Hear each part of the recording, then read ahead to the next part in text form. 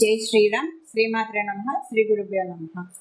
2024 సంవత్సరంలో వార ఫలితాలు. 2024 సంవత్సరం మార్చి నెల 24వ తారీఖు నుంచి మార్చి 30వ తారీఖు వరకు వార ఫలాలు గోచర గ్రహస్థితులు ఏ విధంగా సూచిస్తున్నాయి ద్వాదశ రాశుల వాళ్ళకి తదితర అంశాలన్నీ మనం తెలుసుకున్నాం. అయితే వార ఫలాలు తెలుసుకోవడానికి ముందుగా అసలు ఈ వారంలో గోచర గ్రహస్థితులు ఎలా ఉన్నాయి ఈ విషయాన్ని కూడా మనం పరిశీలిద్దాం. గురు భగవానుడు మేషరాశిలో సంచారం చేస్తూ ఉన్నాడు. కేతుదేవుడు కన్యా రాశిలో సంచారము. కుంభరాశిలో శనైశ్వరుడు మరియు శుక్రుడు కుజుడు వీళ్ళ మూడు గ్రహాల సంచారము. మీనరాశిలో రాహు భగవానుడు రవి బుధ భగవానుల సంచారము. అయితే బుధుడు మీనరాశిలో ఉన్న బుధ భగవానుడు 2 రోజుల తర్వాత అంటే 26వ తారీఖు నుంచి మీనరాశి నుంచి మేషరాశిలోకి మారబోతూ ఉన్నాడు. చంద్ర భగవానుడు ఈ వారంలో ఆయన సింహరాశి నుంచి వృశ్చిక రాశి వరకు ఈ 4 రాశుల్లో ఆయన సంచారం సాగుతుంది.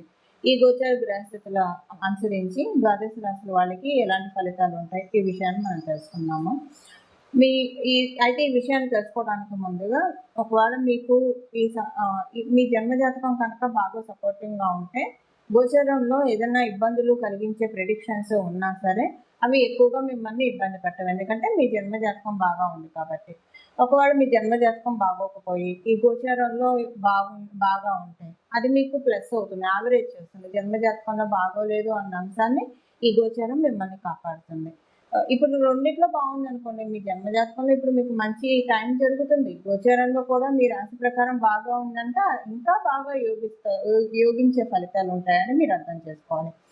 అలాగే మీ జన్మజాతకం బాగోలేదు, గోచార ఫలితాలు బాగోలేదు, అప్పుడు కొంచెం మీరు జాగ్రత్తగా ఉండాలి. మీరు తగ్గ పరిహారాలు చేసుకోవాలని ఒక చిన్న హెచ్చరిక మాత్రమే, అంటే అని సూచన మాత్రమే, హెచ్చరిక కూడా కాదులేండి, చిన్న సూచన మాత్రమే. అప్పుడప్పుడు ఉద్దాన పతనాలు అనేవి మనిషి జీవితంలో సర్వసాధారణం కదా. ఉద్దాన పతనాలు లేకుండా ఏ మనిషి జీవితం ఉంటుంది చెప్పండి? ఎలాంటి వాళ్ళకైనా రాజు దగ్గర నుంచి నిరుపేద దాకా అందరూ కూడా ఉద్దాన పతనాన్ని చూడాల్సిన వాళ్ళే, ఎవరు దీనికి ఎక్సెప్షన్ కాదు.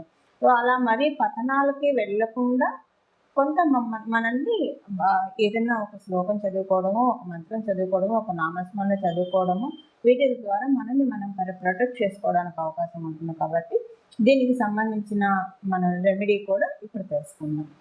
ఈ వారము గోచర గ్రహస్థితుల్లో ఒక ప్రత్యేకత కూడా ఉంది, అదేంటో ఇప్పుడు మనం తెలుసుకున్నాము. బుధుడు మేషరాశిలోకి ఆయన 2 రోజుల తర్వాత ప్రవేశిస్తాడు, అంటే 26వ తారీఖు నుంచి మేషరాశిలోకి ప్రవేశిస్తాడు. అక్కడ ఆల్రెడీ గురు భగవానుడు కూడా ఉన్నాడు, గురుదేవుడు కూడా ఉన్నాడు. అయితే బృహస్పతి బుధుడు వీళ్ళిద్దరూ కలిసి ఉంటారు. ప్రతి సంవత్సరం కూడా ఒకసారి మేషరాశిలో బుధ భగవానుడు సంచారం చేస్తూనే ఉంటాడు. కానీ ఇప్పుడున్న సంచారానికి ఒక విశిష్టత ఉంది. అదేంటంటే దేవగురువు అయిన బృహస్పతి అంటే గురుదేవుడు మేషరాశిలో ఉన్నప్పుడు బుధ భగవానుడు ఇక్కడ సంచారము. ఇప్పుడు మనం ఇప్పుడు అంటే మే 2వ తారీఖు నుంచి ఆయన గురు భగవానుడు మేషరాశిలోంచి వృషభ రాశిలోకి వెళ్ళిపోతున్నాడు. మళ్ళీ మనకి బుధ భగవానుడు మేషరాశిలోకి ప్రతి సంవత్సరం ఒకసారి వచ్చినా సరే అప్పుడు గురు భగవానుడు ఉండడు. మేషరాశి అగ్నితత్వ రాశి. మనము గురు భగవానుడు కూడా ఒక అగ్నితత్వ రాశికి అధిపతి, అలాగే ఒక జలతత్వ రాశికి కూడా ఆయన కారకత్వం ఆధిపత్యాన్ని వహిస్తూ ఉంటాడు. అంటే మనకి నిత్య దైనందిన జీవితంలో మన పనులన్నీ కూడా చురుగ్గా వేగవంతంగా జరగాలంటే అగ్నితత్వం ఎవరికైతే బలంగా ఉంటుందో వాళ్ళకి ఇవి ఉంటాయి. మళ్ళీ ఈ అగ్నితత్వ రాశిలో ఏమైనా జలతత్వ గ్రహాలు వచ్చి పడితే అప్పుడు ప్రాబ్లం ఉంటుంది. వాయుతత్వ ఇవన్నీ మళ్ళీ మనకి ఇండెప్త్ వెళ్తే చాలా వేరే ఉంటుంది అనుకోండి. కాకపోతే ఒక అగ్నితత్వ రాశికి అధిపతి ఇంకొక అగ్నితత్వ రాశిలో ఉండడం చాలా మంచిది. అయితే బుధ భగవానుడు ఇప్పుడు అక్కడికి రావడం, ఎప్పుడైనా సరే గురు బుధులు కలిస్తే మంచిది.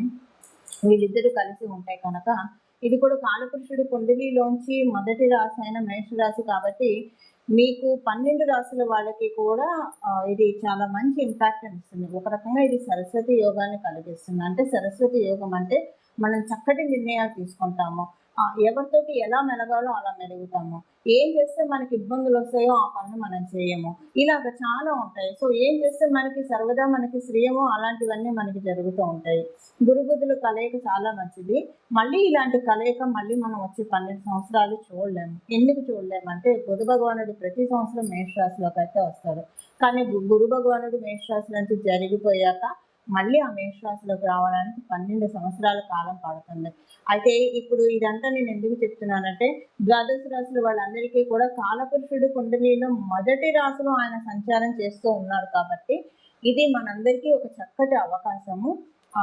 మే 2వ తారీఖు వరకు, అంటే ఇప్పుడు మనం తెలుసుకున్నది ఈ వారం వరకే, ఈ వారం వరకే మీరు ఈ రెమెడీ పనికొచ్చినా సరే, 2వ తారీఖు వరకు, మే 2వ తారీఖు వరకు కూడా మనం ఇప్పుడు తెలుసుకోబోయే ఈ రెమెడీ చేసుకోవడం వల్ల పిల్లలు లేక బాధపడుతున్న వాళ్ళకి పిల్లలు పుట్టడానికి, అలాగే పిల్లలు మాట వినట్లేదు అని అనుకున్న వాళ్ళకి మాట వినడానికి, కొంతమంది తల్లులు వాళ్ళ పిల్లలు ఆటిజంతో బాధపడుతున్నారు, అలాంటి వాళ్ళకి కొన్నిసార్లు సరైన నిర్ణయాలు తీసుకోలేక బెస్ట్ మెంటర్ వాళ్ళ లైఫ్లో లేక ఇబ్బందులు పడేవాళ్ళు చాలా మంది ఉంటారు. అలాంటి వాళ్ళకి ఇలాగా డబ్బుకి సంబంధించిన ఇబ్బందులు పడే వాళ్ళకి ఒకటని కాదండి, మనకున్న ప్రతి సమస్యకి కారణము విజ్డమ్ లోపించడం వల్లే మనకి ఏ సమస్య అయినా వస్తుంది. ఈ విజ్డమ్ ఉంటే జ్ఞానం ఎక్కడైతే ఉంటుందో అక్కడ భయం ఉండదు, చీకటి ఉండదు. భయం ఎప్పుడైతే మన లైఫ్ నుంచి తొలగిపోతుందో మనం అత్యద్భుతమైన నిర్ణయాలు తీసుకోగలుగుతాం. దానికి ఇప్పుడు మనం తెలుసుకునే ఈ ట్రాన్సిట్ ఉపయోగపడుతుంది కాబట్టి దీనికి ఈ పరిహారం, ఇప్పుడు మనం తెలుసుకోబోయే పరిహారం చేసుకుంటే చాలా బాగా ఉంటుంది. మకర రాశిలో పుట్టిన వాళ్ళకి ఈ వారము మీ వాక్కే మీకు అన్నిటినీ చేకూరుస్తుందన్న విషయాన్ని మీరు తెలుసుకోవాలి. మీకు పరిపూర్తి రాజయోగాన్ని ఇచ్చే శుక్ర భగవానుడు మీకు ద్వితీయ స్థానంలో సంచారం చేస్తూ ఉన్నారు. అలాగే మీకు కుజ భగవానుడు కూడా ద్వితీయ స్థానంలో సంచారం చేస్తూ ఉన్నారు కాబట్టి ఆడవాళ్ళతో ఏమన్నా ప్రాబ్లమ్స్ రావచ్చే అవకాశం ఉంది, లేదా ఆడవాళ్ళతోటి మీకు ఏమన్నా అంటే మాట వచ్చే అవకాశం ఉంది. ఈ విషయంలో మీరు ఈ వారం జాగ్రత్తగా ఉండాలి. లేదా ఒకవేళ ఇలా లేదు, మీ జన్మజాతకం ప్రకారం మీరు అందరితోటి కూడా చాలా చక్కటి రిలేషన్ మెయింటైన్ చేసే వాళ్ళే అయితే కనుక కొంత మీకు ఫైనాన్షియల్ ప్రాబ్లమ్స్ రావడానికి ఈ వారం కొంత అవకాశం ఉంది. ఈ వారంలోనే కాబట్టి ఇది తాత్కాలికమైన తెలుసుకోండి, మనం పరిహారం ఇప్పుడు తెలుసుకుంటాం కాబట్టి. ఏదేమైనా కొంత ఈ వారం చిన్న పౌజు లేదా స్పీడ్ బ్రేకరు, అది రిలేషన్లో కావచ్చు లేదా ఫైనాన్షియల్గా కావచ్చు, తటస్థించడానికి అవకాశం ఉంది. దానికోసం ఇప్పుడు మనం తెలుసుకోబోయే పరిహారం చేసుకోండి. వీటిలోంచి బయటపడటానికి చాలా చక్కటి అవకాశం ఉంటుంది. ఈ వారం చేసుకోవాల్సిన పరిహారం ఒకసారి మనం పరిశీలిద్దాము. ఈ వారం ఎక్కువగా సరస్వతి అమ్మవారి ఆరాధన, రాజశ్యామల అమ్మవారి ఆరాధన, హయగ్రీవ స్వామివారి ఆరాధన, మేడ దక్షిణామూర్తి స్వామివారి ఆరాధన, కృష్ణ భగవానుడి ఆరాధన, గురు దత్తాత్రేయ స్వామివారి ఆరాధన, ఇలా మీ ఇష్టదైవం ఎవరైతే వాళ్ళని గురుమూర్తి రూపంలో ఆరాధించడానికి ప్రయత్నించండి. ఇలా గురుమూర్తి రూపంలో ఆరాధించడానికి ప్రయత్నిస్తే చాలా చక్కటి శుభ ఫలితాలు వస్తాయి. అన్నిటికంటే ఈ వారం మనం చూసుకుంటే రాహు భగవానుడు మీనరాశిలో సంచారం జరుగుతూ ఉంది కాబట్టి హయగ్రీవ స్వామి ఆరాధన ఇంకా బాగా కలిసి వస్తుంది. హయగ్రీవ స్వామి వారికి సంబంధించిన చిన్న స్తోత్రాన్ని ప్రతిరోజు 21 సార్లు చదువుకోవడం వల్ల చాలా చక్కటి శుభ ఫలితాలు ఉంటాయి. ఆ స్తోత్రం నేను ఇప్పుడు మీకు 3 సార్లు వినిపిస్తాను. ప్రతిరోజు మీరు ఇది 21 సార్లు చదవడానికి చదవండి, చాలా మంచి చక్కటి శుభ ఫలితాలు పొందుతారు. జ్ఞానానందమయం దేవం నిర్మలం స్ఫటికాకృతిం ఆధారం సర్వ విజ్ఞానం శ్రీ హయగ్రీవ ఉపాస్మహే. జ్ఞానానందమయం దేవం నిర్మలం స్ఫటికాకృతిం ఆధారం సర్వ విజ్ఞానం శ్రీ హయగ్రీవ ఉపాస్మహే. జ్ఞానానందమయం దేవం నిర్మలం స్ఫటికాకృతిం ఆధారం సర్వ విజ్ఞానం శ్రీ హయగ్రీవ ఉపాస్మహే. ఈ శ్లోకాన్ని ప్రతిరోజు 21 సార్లు చదువుకోండి, చాలా చక్కటి శుభ ఫలితాన్ని పొందుతారు. ముందు మానసిక ప్రశాంతతని చాలా బాగా చూస్తారు.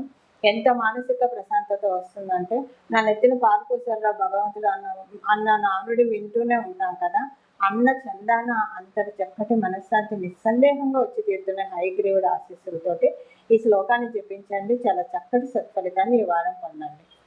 మంగళం. నమో భగవతే వాసుదేవాయ.